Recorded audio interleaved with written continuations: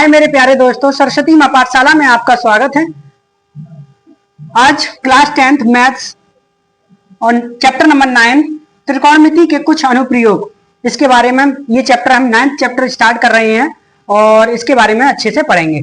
आज ट्रिक बताई थी आपको कि साइन बटे कोसेक होता है, कोसेक होता है, और कॉस बटे सेक होता है, सेक होता है, और टेन बटे कॉट होता है। ठीक है, इसे याद करने की एक ट्रिक बताई थी आपको, मैंने बताई थी, ये बताई थी लाल बटे कक्का, लाल बटे कक्का। ठीक है, ये क्या होता है? लाल बटे कक्का, ये होता है कक्का। सही। अब ये ट्रिक बनाई क्यों जाती है, बनाई क्यों जाती है, इसके लिए हम देखेंगे। ठीक है, देखिए कि ये आपका अंग्रेजी में इसे राइट एंगल ट्रायंगल कहते हैं और ये हिंदी में इसे समकोण कहते हैं, समकोण त्रिभुज। क्या कहते हैं? समकोण त्रिभुज। समकोण त्रिभुज का ये एंगल 90 का होता है। ये एंगल किसका होता है? 90 का। समकोण त्रिभुज में आप ये याद रखना, एक एंगल 90 का होता ही होता है। ठीक है, इसे कहेंगे ए, इसे कहेंगे बी, इसे कहेंगे सी, कुछ भी मान सकते हैं। ठीक है, इसे हम कहते हैं, इसे कहते हैं लंब। क्या कहते हैं हम? लंब। ठीक है, लंब। इसे कहते हैं आधार, इसे क्या कहते हैं हम? आधार। ठीक है, और इसे कहते हैं कर्ण, कर्ण। ठीक है, तो लंब से क्या दिखाई दे रहा है? एल, एल ही तो दिखाई दे रहा है। आधार से हमें क्या दिखाई दे रहा है? ए। सही है। ठीक है, अब कर्ण से हमें क्या दिखाई दे रहा है? के। सही है। तो लंब से एल, एल आ गया, आधार से ए आ गया, और के से, कर्ण से के। ठीक है, तो क्या आता है कि जब हमारा लंब बटे के होगा, लंब बटे कर्ण होगा, तो हमारा साइन थीटा बटे कोसेक थीटा होता है। ठीक है, इस तरीके से करते हैं हम, आधार ए और कर्ण के। ठीक है, तो आधार बटे कर्ण होगा, आधार बटे कर्ण होगा, तो उसे सेक कोस बटे सेक होगा, कोस बटे सेक। ठीक है, ये इससे करते हैं। लंब बटे आधार होगा, लंब बटे आधार, लंब बटे आधार, यानी कि लंब ये है, आधार ये है, तो इसे कहते हैं टेन बटे कॉट, टेन बटे कॉट। इस तरीके से हम निकालते हैं। इसमें हम क्या देखेंगे कि इसमें हम देखेंगे कि इस चैप्टर में ये एंगल दिया होगा उसने, इसे, इस एंगल को, इस चैप्टर में इस एंगल को कहते हैं उन्नयन एंगल, उन्नयन कोण, उन्नयन कोण। ठीक है, इसको क्या कहते हैं? उन्नयन कोण। इसे क्या कहते हैं? इसे मान लेते हैं थीटा। ठीक है, थीटा मान लेते हैं, और इस एंगल को, इस कोण को कहते हैं उन्नयन कोण, उन्नयन। ठीक है, कोण। ठीक है, तो आपको इस चैप्टर में और इस एक्सरसाइज में ये चीज देखने को मिलेगी कि ये कोण दिया होगा, या तो लंब दे देगा या आधार दे देगा, तो आपसे कर्ण पूछेगा। ठीक है, या आधार दे देगा तो आपसे लंब पूछेगा, कुछ भी पूछ सकता है। ठीक है, और आप ये लाइन है, ये मान लेते खंबा है। ठीक है, इस टाइप का आपके गांव में बहुत खड़े होंगे खंबे। ठीक है, और एक कोई भी खड़ा है, यहाँ पे कोई इंसान खड़ा है, और इस यहां से इस खंबे की ओर देख रहा है, इस साइड में, इस तरीके से। ठीक है, इस खंबे की ओर देख रहा है।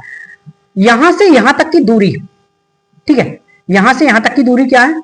आधार। ठीक है, वो देख रहा है यहां से खड़े होकर के, यहां से खड़े होकर के यहां तक, यहां से खंबे की दूरी से यहां तक है, और ऊपर के लिए देख रहा है, खंबे के लिए, कि वो कितनी ऊंचाई है। ठीक है, तो ये इस तरीके से हमारा राइट एंगल का निर्माण होता है। ठीक है, कि एक इंसान है, कोई भी इंसान हो सकता है, यहां से यहां तक खड़े होकर के देख रहा है और ऊपर के लिए देख रहा है। ठीक है, ये ऊपर के लिए देख रहा है खंबे के, और ये इसे मान लिया बी, इसे मान लिया सी, यहाँ इंसान खड़ा है, उसे मान लिया हमने सी। ठीक है, तो यहां से खड़े होकर के ऊपर के लिए देख रहा है, तो ये हमारा एक समकोण त्रिभुज बना, समकोण त्रिभुज, यानी कि ये 90 का एंगल है, और इस एंगल को हम कहेंगे उन्नयन एंगल। जो हमें एंगल दिया होता है, एक ही एंगल दिया होता है, उसे कहते हैं उन्नयन एंगल, उन्नयन। ठीक है, मैंने जैसे कि आपको बता दिया, उन्नयन एंगल।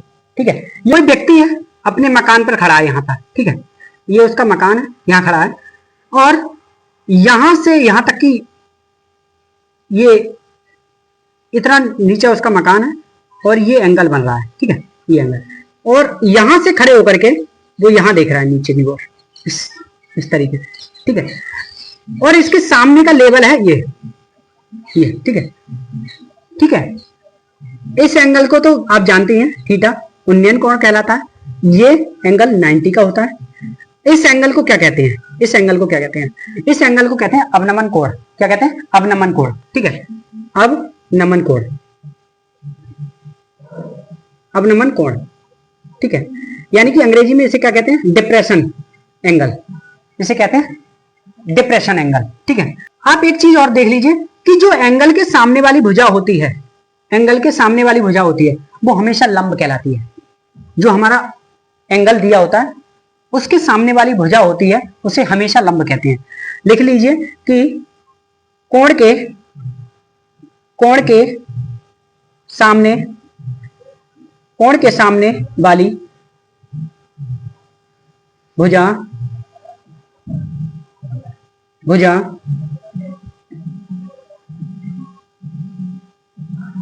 लंब कहलाती है। कोण के सामने वाली भुजा लंब कहलाती है। इसके सामने वाली भुजा हमेशा लंब कहलाती है। मान लीजिए ये यहां पर हमारा कोण होता, यहां पर थीटा दिया होता, तो इसके ये सामने वाली भुजा लंब कहलाती है। ठीक है, इसके सामने वाली ये वाली भुजा लंब कहलाएगी। ठीक है, तो हमेशा याद रखना कोण के सामने वाली भुजा लंब कहलाती है। और एक चीज और, इस कोण को अवनमन कोण कहते हैं, यानी कि एंगल ऑफ डिप्रेशन, और इस कोण को उन्नयन कोण कहते हैं। इसे क्या कहते हैं? उन्नयन कोण। ठीक है, इन दोनों के कोण के बारे में आप अच्छे से याद रखना। ठीक है, आपको इंट्रोडक्शन अच्छे से समझ में आ चुका होगा। अब हम एक्सरसाइज पे चलते हैं। और देखिए मेरे प्यारे दोस्तों, आपकी स्क्रीन पर एक क्वेश्चन दिखाई दे रहा है 9.1 का। ठीक है, कह रहा है सर्कस का एक कलाकार एक 20 मीटर लंबी डोर पर चढ़ रहा है जो अच्छी तरह से तनी हुई है। ठीक है, जैसे कि आपकी स्क्रीन पर दिख रहा होगा क्वेश्चन। ठीक है, तनी हुई है और भूमि पर सीधे लगे खंबे के सिर से बंधा हुआ है। यदि भूमि स्तर के 60 डोर द्वारा बनाया गया कोण 30 का हो तो स्तंभ की ऊंचाई ज्ञात कीजिए। ठीक है, जैसे इसमें डायग्राम भी दिया है, आप स्क्रीन पर देख रहे होंगे। ठीक है, इसमें डायग्राम भी दिया है, देखिए।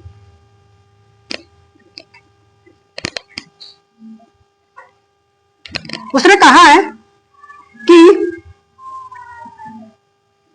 एक सर्कस का इंसान है और इतनी ऊंचाई से देख रहा है, सही है, और ये एंगल कितना दिया है? 30। एंगल कितना दिया? 30। ठीक है, इसे मान लेते हैं ए, इसे मान लेते हैं बी, इसे मान लेते हैं सी। ठीक है, ये एंगल तो 90 होता ही है। ठीक है, ये आपको डायग्राम दिया है। तक की दूरी कितनी बता रहा है? वो यहां से यहां तक की दूरी 20 मीटर बता रहा है। कितनी बता रहा है? 20 मीटर।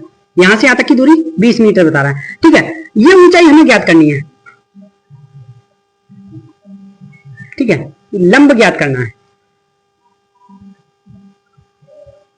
ठीक है, कि बी से ए कितनी ऊंचाई पर है, यानी कि जो कलाकार है वो बी से, यानी कि जो हमारी सतह है उससे कितनी ऊंचाई पर है। ठीक है, तो आपने लाल बटे कक्का अभी देखा था। ठीक है, तो लिख लेते हैं लाल बटे कक्का, साइन बटे कॉस सेक, कोसेक,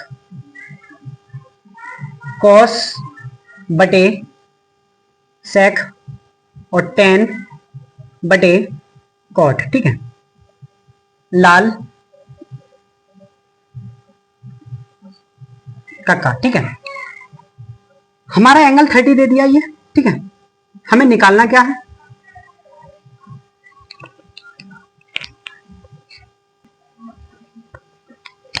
ठीक है, हमें ये निकालना है। हमारा लाल बट्टी कक्का आ गया, तो हम देखते हैं। देखिए देखिए, माना कि ABC एक ट्रायंगल है, ABC। ठीक है, ABC ट्रायंगल है, इसमें हमें निकालना है लंब बटे कर्ण। ठीक है, लंब बटे कर्ण क्या कहलाता है? लंब कितना है? लंब निकालना है। कर्ण कितना है हमारा? कर्ण है हमारा 20। लंब निकालना है, कर्ण हमारा है 20। ठीक है, कर्ण 20 मीटर। ठीक है, और लंब बटे कर्ण को हम क्या कहते हैं? लंब बटे कर्ण को हम ऊपर से नीचे चलते हैं तो हम साइन मानते हैं, नीचे से ऊपर चलते हैं तो कोसेक मानते हैं। ऊपर से नीचे चलते हैं तो साइन मानते हैं हम, साइन। ठीक है, साइन कितना है? 30। साइन कितना है 30 डिग्री, सही है।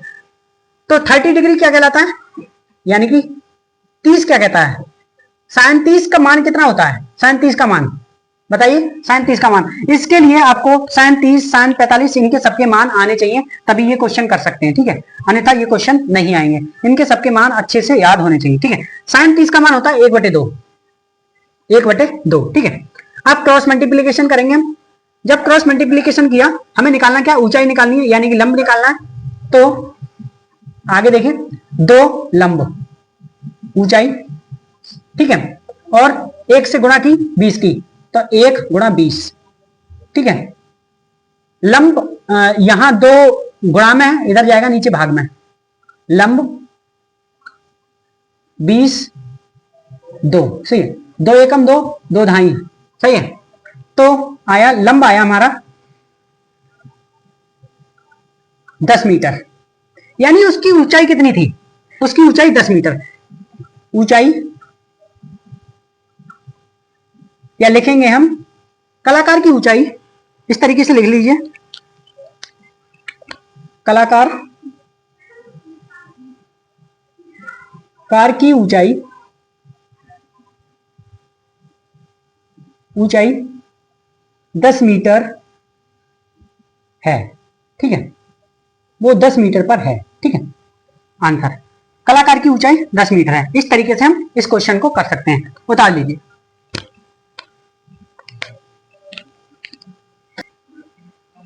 अगला क्वेश्चन है हमारा मेरे प्यारे दोस्तों, देखिए दूसरा क्वेश्चन है, आंधी आने से एक पेड़ टूट जाता है और टूटा हुआ भाग इस तरह मुड़ जाता है कि पेड़ का शिखर जमीन को छूने लगता है और उसके साथ 30 का कोण बनता है। पेड़ के पाद बिंदु की दूरी जहां पेड़ का शिखर जमीन को छूता है 8 मीटर है। पेड़ की ऊंचाई ज्ञात कीजिए, ठीक है, हमें पेड़ की ऊंचाई ज्ञात करनी है, ठीक है। देखिए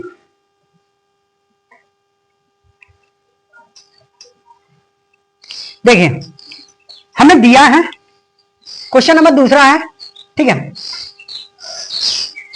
हमें एक डायग्राम दिया है, ये पेड़ है, ठीक है, और पेड़ टूटा हुआ है, ठीक है, टूटा हुआ है पेड़,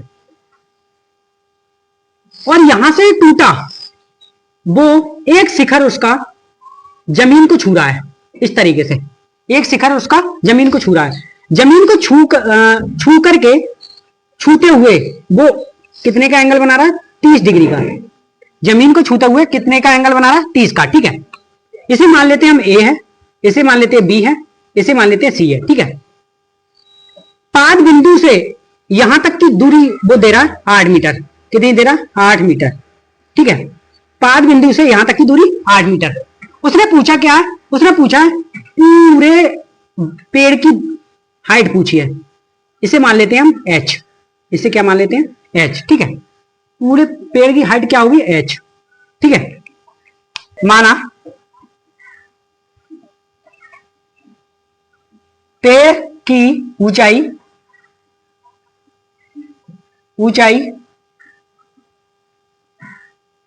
पेड़ की ऊंचाई h है, ठीक है। हम मान लेते हैं पेड़ की ऊंचाई क्या है h, ठीक है। देखिए h बराबर A B plus B C होगा, A B plus B C, ठीक है। h बराबर, इसे मान लेते हैं a, इसे माना हमने a, ठीक है, ठीक है।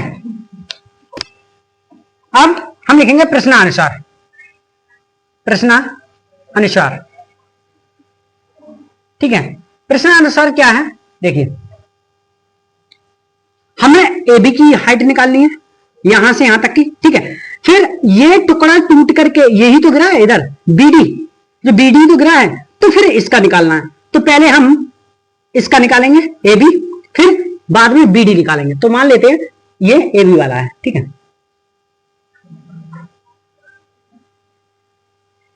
ठीक है, ये A B, B D B A, सही, ये है। यहां से यहां तक की दूरी 8 मीटर है, ठीक है।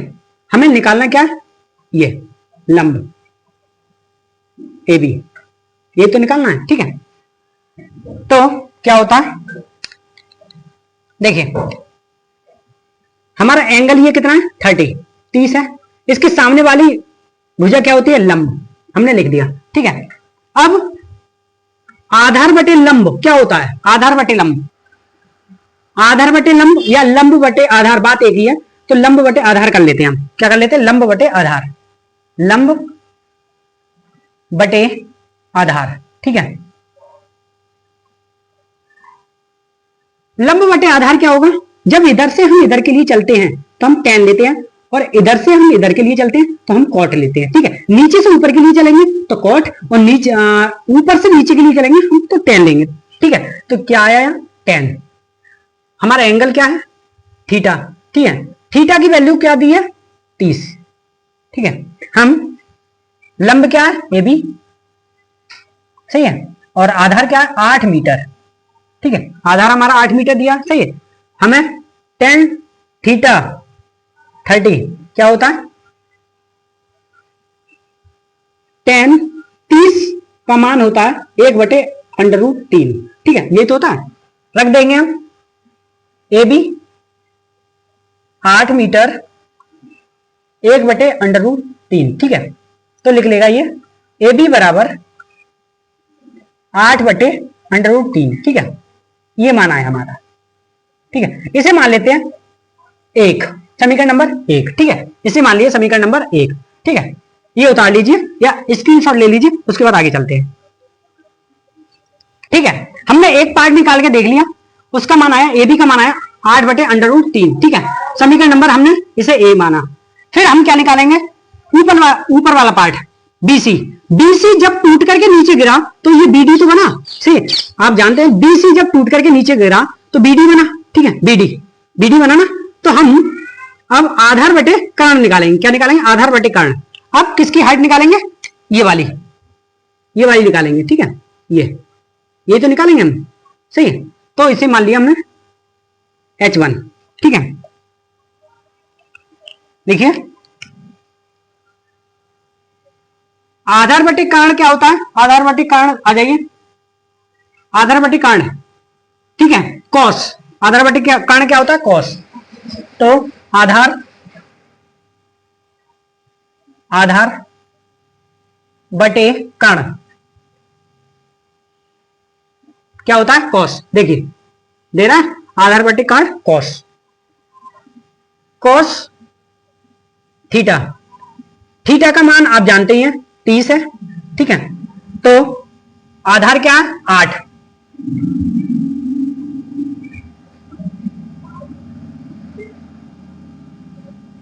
कर्ण क्या है बीडी, कर्ण क्या है बीडी। ठीक है, बीडी यानी कि H1, इसे H1 मान लेते हैं, और cos 30। ठीक है, cos 30 का मान क्या होता है मेरे प्यारे दोस्तों, cos 30 का मान होता है √3/2। ठीक है, ये मान आपको याद होने चाहिए तभी क्वेश्चन हो सकते हैं, अन्यथा नहीं होंगे। ठीक है, तो cos 30 का मान रखेंगे हम 8 मीटर बटे H1 √3/2। ठीक है, अब हम क्या करेंगे क्रॉस मल्टीप्लीकेशन, सही है, क्रॉस मल्टीप्लाई करेंगे। ठीक है, जब इसका क्रॉस मल्टीप्लाई किया तो हमारा इससे की तो ये आया 16। ठीक है, और H1 √3। ठीक है, ये किया, फिर हमारा H1 आया हमारा √16/√3। ठीक है, 16/√3, यानी कि जो BD है, BD आया हमारा 16/√3। ठीक है, इसे माना हमने समीकरण 2। ठीक है, इसे मान लिया समीकरण 2। ठीक है, ये भी उतार लीजिए, उसके बाद हम समीकरण 1 या 2 से दोनों को रिलेट करके हम आंसर निकालेंगे। ठीक है, उतार लीजिए। ठीक है, हमने समीकरण नंबर 1 निकाल ली, 2 निकाल ली। ठीक है, इस समीकरण को इसमें रखने से पहले एक रिलेशन और बता देता हूं मैं आपको कि देखिए जो BD है BC के बराबर होगा, क्योंकि जो टुकड़ा ऊपर से टूट के गिरा है वो उसी का तो नीचे वाला है, तो जो BC है बराबर है BD के, होगा नहीं होगा। ठीक है, क्योंकि पेड़ का जो टुकड़ा है जब नीचे गिरा है तो वही तो है, BC बराबर होगा BD के। ठीक है, तो आगे देखिए समीकरण 1/2 से, ठीक है, समीकरण 1/2 से दोनों के मान रखेंगे। ए समीकरण 1/2 को 2 का मान ए में रखने पर, ए में रखने पर, ठीक है, ऐसे लिख लो। तो H बराबर A प्लस बी सी, ठीक है, इस तरीके से। तो BD को BC बोल सकते हैं हम। तो ए भी क्या है, ए भी हमारा 8√3 प्लस BC क्या है, या BC या BD कुछ भी मान सकते हैं, 16√3, ठीक है। अब इन दोनों को जोड़ लेंगे, 24√3, ठीक है। मेरे प्यारे दोस्तों एक बात हमेशा याद रखना, जब अंडर रूट नीचे होता है तो उससे अंडर रूट नीचे नहीं छोड़ते, ठीक है। अंडर रूट से हम परिमेयकरण कर देंगे, क्या कर देंगे, परिमेयकरण, ठीक है। अंडर रूट से नीचे ऊपर गुणा, ठीक है। जब हम गुणा करेंगे तो आएगा ये नीचे तो 3 आ जाएगा, जब इन दोनों की गुणा होगी, 24√3, ठीक है। 3 ये आएगा 3 अट्ठे 24, सही है। तो आएगा ये 8√3, ठीक है। यही हमारा उसकी हाइट है, सही है, हाइट 8√3, ठीक है। आंसर आप लिख सकते हैं थोड़ा सा कि पेड़ की ऊंचाई